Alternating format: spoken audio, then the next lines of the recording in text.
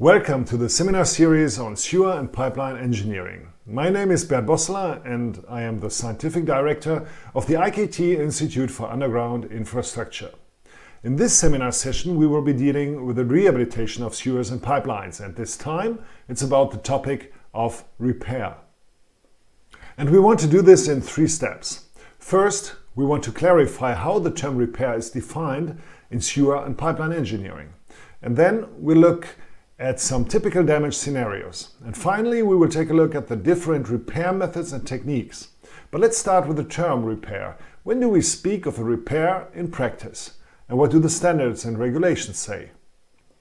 If we look at the international standard ISO 24516, it refers to the definition of the European standard EN 16323. And there it says, for the term repair, rectification of local damage. So, repair only concerns a single location. In this sense, repair is not a substantial improvement. In principle, the pipeline section between 2 manholes remains unchanged. Only a single defect is repaired so that the pipeline section can function as planned and so that it can reach its planned service life. So, it is all about local damage. But what are actually such local damage scenarios? Here we see a typical example of a repair task. A transverse crack around the entire circumference of the pipe. This damage is considered local damage because only a single pipe is affected. It is even only a single spot along the length of the pipe that is affected by the transverse crack. So how do we assess this damage? Well, we already know that. We have to look at our 3 performance criteria, that is stability, operational safety and tightness. Stability is not yet a big problem with a transverse crack if the sewer is otherwise undamaged. In front of the crack and behind the crack, the pipe still bears the loads as before. There's also no risk to operational safety because the cross-section of the sewer is free and open. Only in terms of tightness there is obviously a serious defect with cracks. This local defect must therefore be sealed, which is the main rehabilitation task here. Here we have another example, this time longitudinal cracks. And longitudinal cracks are always critical in terms of structural safety because the structural system is fundamentally changed. The former circular ring becomes a circle of individual segments, which is considerable weakening of the stability. The whole thing only holds if the soil provides lateral support. But is this still a local defect, so a repair job? Yes, it is, because only a single pipe is affected. And then we have 2 options. Either we dig up and replace the pipe, or we reinforce the defective pipe over its entire length. In this picture we see further local damage, that is, breakouts and missing parts of the wall. The case on the left is particularly critical. Soil can already be seen here. If the soil collapses, then the entire pipe soil system becomes a rehabilitation case and needs to be improved. In addition, on the left picture we also see cracks that are developing away from the main damage. In any case, the entire damaged pipe must be bridged with a repair here as well. Here we see another special situation. Groundwater enters the sewer through a leaking pipe joint. Basically, this is also a typical repair case. The technical requirements are very high. The pipe must be sealed against external water pressure. And work must already be done against the penetrating water. In areas with changing groundwater levels, it can also make sense to wait with the repair. When the groundwater level is low, rehabilitation can be carried out without water pressure from the outside. Here we see a misalignment of the pipe joint. This is a local damage, but we also see that the entire pipeline is corroded. Here, milling off the joint is not enough, but it can, of course, be useful in preparation for an overall renovation. Here we see a further typical damage scenario for a sewer pipe joint. Roots have grown through the pipe joint and are now reducing the flow cross-section. As a rule, the cross-section is first milled free. However, this alone is not a permanent solution because the roots will quickly grow in again. We also have to seal the joint. But that is not so easy because the roots will continue to push into the pipe joint from the outside. So it all depends on the technique and quality of the repair. And that brings us to the third point, the methods and techniques themselves. What methods and techniques can we use to repair? Basically, we can distinguish between three cases of application. In the first case, the damaged pipe is rehabilitated from the outside. We can dig up and replace the pipe, or we can seal it with an external sleeve after digging up. In theory, we could also inject the area around the damaged pipe from the surface using injection lenses. As I've said, in theory, in practice, this is not relevant. Furthermore, we can distinguish whether the sewer is accessible or not. As a rule, the limit is about 1.2 meters in diameter. In the accessible range, we can also inject from the inside or trowel from the inside with mortar or resin. Technically, the trenches methods are of particular interest. These methods are also described in the European standard EN 15885. This is a general standard for rehabilitation methods in trenchless construction. In particular, it deals with injection from inside, repair robots, flood grouting, partial liners and internal sleeves. And we will now take a closer look at these techniques. In this picture we see a sewer manhole component that was sealed from the inside with an injection in a test at the IKT Institute. The manhole was damaged and installed in a sand subsoil during the test. During the injection, a low viscosity resin or mortar was injected into the damaged area from the inside.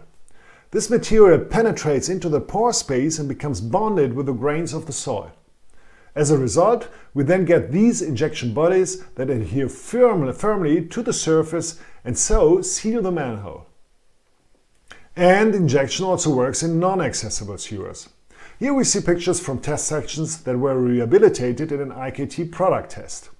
Here too, the injection bodies take up a lot of space and adhere securely to the vitrified clay pipe, even after the surrounding soil has been removed.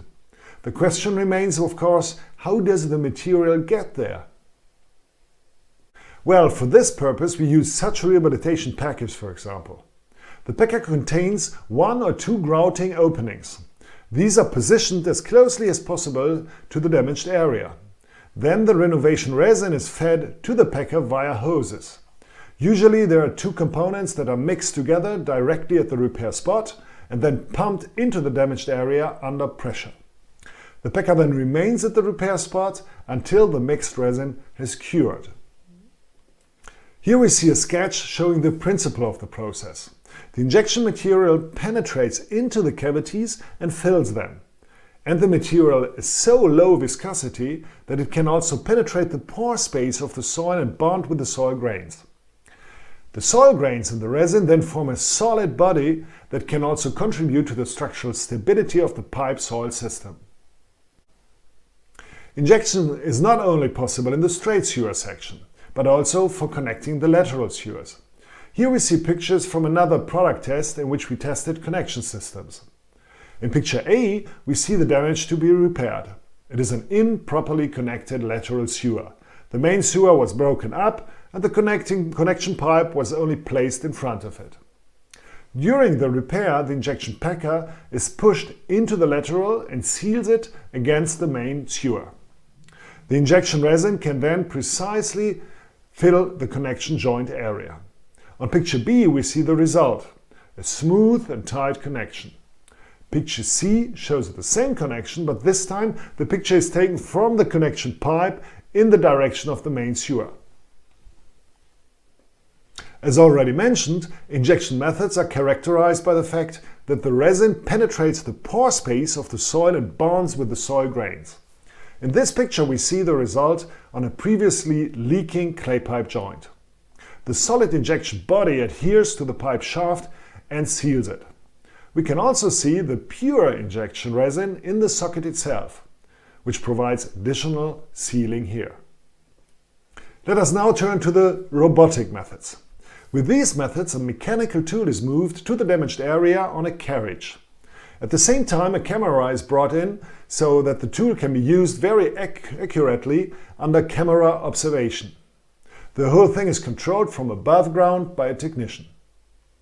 In this picture we see a robot as it was presented at a trade fair. At the bottom hangs the camera with which all the work steps can be observed. Above we see the milling machine, which can be used, for example, to mill away a protruding sewer lateral. The milling machine and the camera both are controlled from a controlled stand, which is located on the surface, for example, in a technical van. Connection rehabilitation is also used in combination with liner techniques. The liner seals the main sewer, then the connection is milled free and subsequently sealed with a grouting system. Here we see the result after grouting and troweling. This picture shows a typical grouting and trowel unit. The material is pressed through the hose to the so-called grouting shoe and from here into the cavity. Afterwards, the refurbished area can then be troweled off with a yellow trowel. Here we see pictures of such a repair. On the left, resin is pressed into the damaged area with a grouting shoe. On the right, the excess resin is removed with a trowel. So by grouting and trowel filling, cracks can be completely sealed. Here we see another picture from our product test. Here the material only fills the defect in the pipe wall and seals it. In addition, cavities in the soil can also be filled with a grouting material. In this picture we see an injector that has filled the entire cavity with resin. The resin is also very viscous and, unlike injection, does not penetrate into the pore space of the soil. A homogeneous body is formed, consisting only of grout or resin. This body stabilizes and seals the pipe from the outside. So we see, troweling fills the pipe wall, grouting fills the cavity, and injection also fills the pore space between the soil grains. Another method that works with a type of injection resin is the flood grouting method.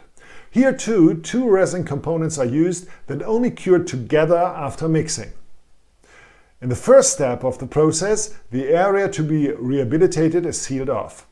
Then the pipe is completely filled with the first material component. The material then penetrates outwards through the damaged areas into the soil. The component 1 is then pumped out again so that only the material that has exfiltrated remains. In the second step, component number 2 is filled into the sewer. This component also penetrates into the soil.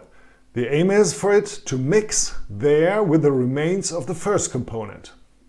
Component 2 is then also pumped out of the sewer again. As a result, both material components should cure together at the damaged areas, similar to what we already know from injection. The big advantage is all damaged areas are rehabilitated, even if the pipes are too small to push in a rehabilitation packer, for example. The risk, however, is the material consumption is difficult to control, especially if there are large cavities in the soil. We have also intensively investigated the flood grouting process in our IKT product tests. Here we see 3 domestic drainage networks that were set up in our laboratory. These were provided with damage scenarios and were covered with 5 meters of soil. The network was then rehabilitated using various flood grouting methods. Here we see impressions after the rehabilitation and excavation of the pipeline. You can still see that we had embedded the pipes in different types of soil, cohesive and non-cohesive, before rehabilitation. The results clearly showed that, as expected, the soil type has a great influence on the spread of the injection resin.